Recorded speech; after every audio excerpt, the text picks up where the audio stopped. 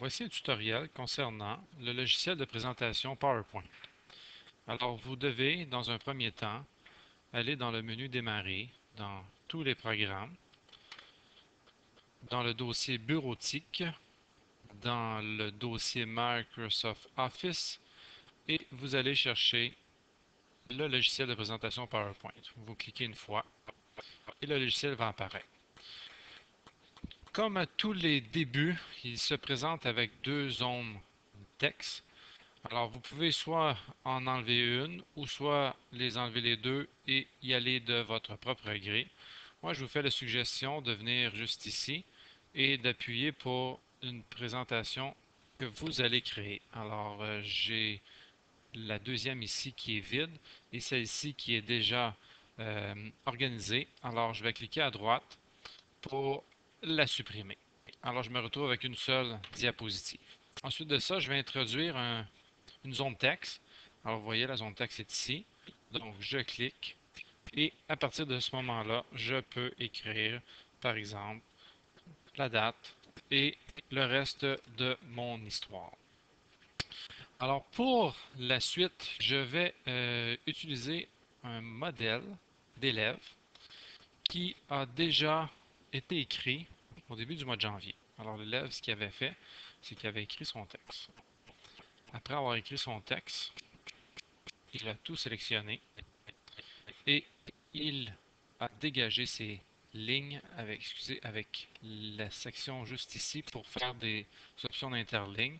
Alors, si vous y allez tranquillement, vous allez voir qu'il y a différentes possibilités. Évidemment, il faut avoir suffisamment d'espace pour pouvoir faire la correction. Alors, quand vous allez avoir fait cette partie-là, ce qu'il faudrait faire, c'est de copier la diapositive. Par exemple, on pourrait aller ici à droite et dupliquer la diapositive. Et là, vous voyez, elle vient de réapparaître sous la deuxième diapositive. Elle est identique. Alors, je suis à la deuxième diapo. Et là, ce que je vais faire, c'est que je vais utiliser les outils d'autocorrection. Alors, vous allez dans la section Révision et vous allez ici dans la section Commencer la saisie manuscrite. Si ça se produisait que votre PowerPoint n'est pas la saisie manuscrite, il va falloir malheureusement demander à votre technicien de pouvoir l'installer et je vous dis, ce n'est pas toujours facile. Alors, donc j'ai appuyé. Nous avons le stylet. Alors, le stylet nous permet, exemple, de faire un point, parce que tout dépendant évidemment de votre démarche d'autocorrection. Donc, le surligneur peut mettre un groupe de mots en jaune, excusez, en jaune, ou vous pouvez le faire en vert ou d'une autre couleur.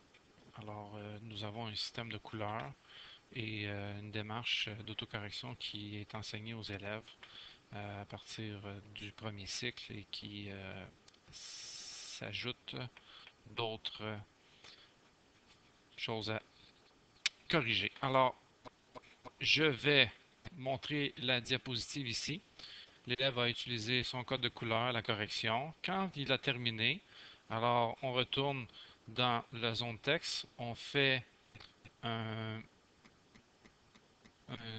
excusez, on sélectionne tout et on copie, excusez, ici. Et là, on ouvre une nouvelle diapositive vierge et on colle le texte.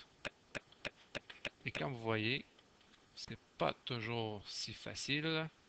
Alors moi, ce que je ferais, c'est que j'enlèverais des interlignes pour le mettre un peu plus simple. Je reprends ma zone texte. Alors ça, c'est la démarche. Et là, j'ai mon texte à la fin. Donc, le mot brouillon est enlevé.